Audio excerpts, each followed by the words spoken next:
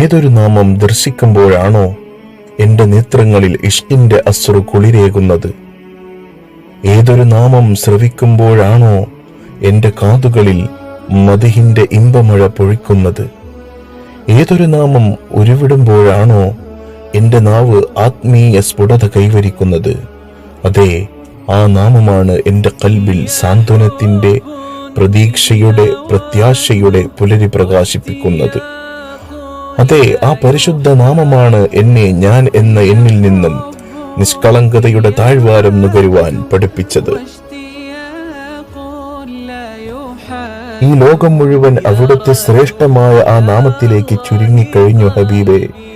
ഇനി ഞാനില്ല, നീയില്ല, എവിടെയും സ്നേഹത്തിന്റെ മീമ് മാത്രം. അലിഫിലേക്കണഞ്ഞ മീമിന്റെ പൊരുൾ തേടി ഇഷ്കിന്റെ നടവഴികളിലൂടെ അവിടുത്തെ തിരുപാത പിന്തുടർന്ന് റൂഹ് മാളം തേടുകയാണ് ഹബീബെ, അലിഫിനെ അറിഞ്ഞ മീമിനെ അണയാൻ.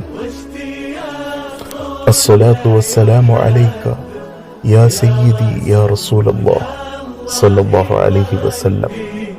لم يزل باسمك يشكو أنت لي